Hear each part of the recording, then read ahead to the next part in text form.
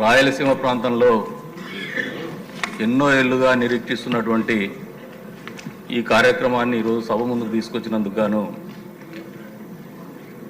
మంత్రి ఫారూక్ గారికి, అదేవిధంగా పెద్దలు గౌరవనీయులు రాష్ట్ర ముఖ్యమంత్రి వర్యులు చంద్రబాబు నాయుడు గారికి మనస్ఫూర్తిగా ధన్యవాదాలు తెలుపుతున్నాం. అధ్యక్ష,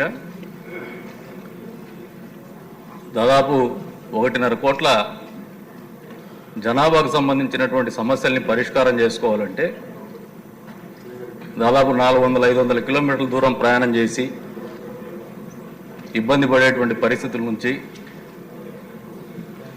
ఒక మంచి ఆలోచనతో ఈ కార్యక్రమం ముందుకు తీసుకొచ్చినారు అధ్యక్ష. అంతేకాకుండా మీరు ఒకసారి గత ప్రభుత్వ పరిపాలన గమనిస్తే అప్పట్లో ప్రతిపక్ష నాయకుడి హోదాలో చంద్రబాబు నాయుడు గారు కర్నూలుకి వెళ్తే ముఖ్యమంత్రిగా ఉన్నటువంటి జగన్మోహన్ రెడ్డి గారు ఇచ్చినటువంటి మాట నిలబెట్టుకోకపోగా దౌర్జన్యం చేయించినటువంటి పరిస్థితులు ఇప్పటికీ రాష్ట్ర ప్రజలు, రాయలసీమ ప్రజలు మనసులో గుర్తుపెట్టుకున్నారు అధ్యక్ష. ఈ రోజున నిర్మాణాత్మకంగా ఆలోచన చేసేటువంటి నాయకుడు అధికారం ఇస్తే దాని ఫలితం ఎట్లుంటుందో ఈ తీర్మానం ఒక ఉదాహరణగా నిలిచిపోతుందని చెప్పేసి కూడా ఈ సందర్భంగా తెలియజేస్తున్నాను అధ్యక్ష. అంతేకాకుండా చాలామంది లాయర్లు రాయలసీమ ప్రాంతం నుంచి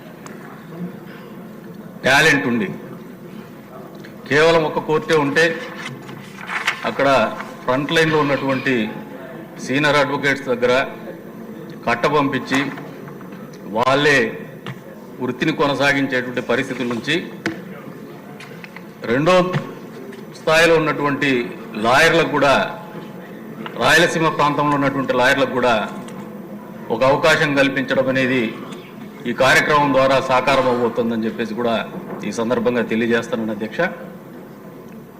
రాయలసీమ ప్రజలు ప్రత్యేకించి ఒక పటిష్టమైనటువంటి నాయకత్వం కానీ, సమర్థవంతమైనటువంటి నాయకత్వం కానీ, నిర్మాణాత్మకమైనటువంటి నాయకత్వం కానీ అధికారంలో ఉంటే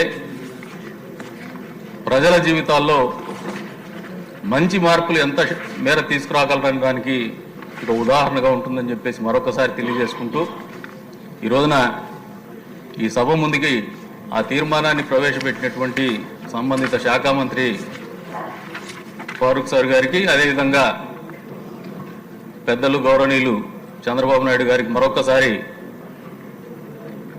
రాయలసీమ ప్రాంత వాసుల తరఫున, కదిరి నియోజకవర్గ ప్రజల తరఫున మనస్ఫూర్తిగా ధన్యవాదాలు తెలుపుతున్నాం.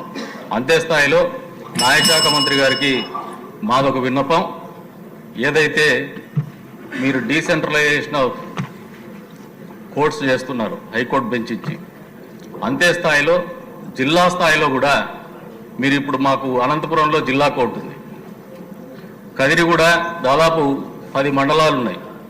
మా కదిరి నియోజకవర్గంలో అయితే 6 మండలాలు ఉన్నాయి.